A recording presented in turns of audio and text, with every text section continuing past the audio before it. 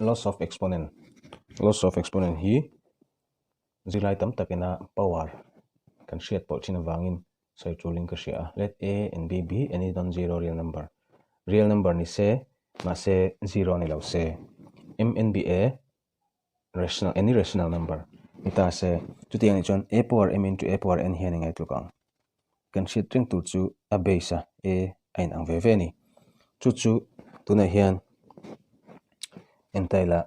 2 square le 2 cube kan nei ta chumi multiply chu hemi hi hote in example hote in sefia kan tum don ani chu chuna tluk tur chu 2 square chu 2 into 2 4 into 2 cube chu 2 into 2 4 4 into 2 2 8 equal to 32 ni tani tro chu engeni yang 2 ve ni vain 2 power 2 plus 3 kan ti hian 2 power 5 ti nani ta 2 power 5 chu enge pani hlir panga in multiply khani tro chu pani ve ni pali ve ni pariat ve ni som paruk ve ni som thum pan ni ein tluk che ta ni tro chuan chu tiang ni chuan a power m into a power n chuan a power m plus n power hi tiang hi chuan kan bel thin ni a power hi kan bel thin chuan tuimi ang ni lo kha ta se bel ve them a base in ang lo ta se ta hian 3 dei lo ni ta se thinang 3 dei ni ta se a power hi kan bel ve ngot thei lo tro chan chu mi thein ang lo ta lo tro 2 into 3 power 2 plus 3 tro a thei ve lo tro chuwang chuan hemi formula apply tur chuan a base kha chu ainang ve ve ngai a mo x kan tiang chi te ainan ve ve kha ngai ni chuan ta hian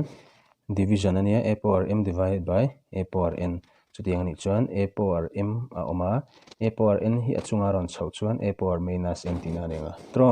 chuan a hmamiang che khan a le a hi a base ni wangin achung hi kan bel thei achung hi kan bel chuan am plus minus n tro chu chuan tluk chu a power m minus n tluk tina tro chuan dot le hian a power m power n kan neya a power m power n hi a power m into n tina ne nang reng ani chumi chom cha chu 2 square cube chu 2 power 2 into 3 tina chu into kam n sinang 2 square chu engzat nge 4 cube le 2 power 5 into kam n sinang pali veli sompruk veli somruk pali tro pani vein sorry hi pani vein sompruk tro 2 6 2 1 2 3 4 5 6 pani vein pali 4 cube chu 64 thau tro ein tluk che ta ni chuan ta ve thung hian anting kan tiang a b power m n ani chuan a b power m n ni chuan m n ti hian a boi thla me a b power m ti tin chuan a power m into b power m ti na ni me chu anting example kan ti lang 2 into 3 power 2 ti da tro chu chuan enge tluk hemi mang chuan 2 square into 3 square tluk tro en tluk reng em en sinang pani vai thum paruk square le pani 2 square to 4 3 square to 9 paruk vai ruk thum ruk pako vai li thum ruk lawin tluk ta chi tro tiang hi a formula kan man thin kha ni ti kha hrele bok dailan ti chuan a by b power whole power m ani chuan a power m by b power m tina a power m by b power m chu kan du chuan a power m b power m hi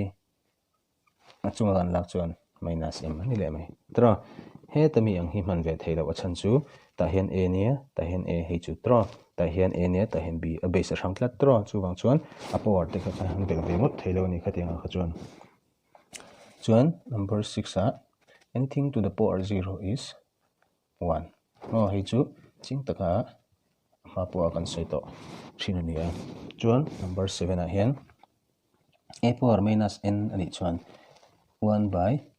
a power n ne ni lang reng a chan chu a power n hi achunga aron kal chuan tro achunga aron kal chuan a power n minus n thau khani tro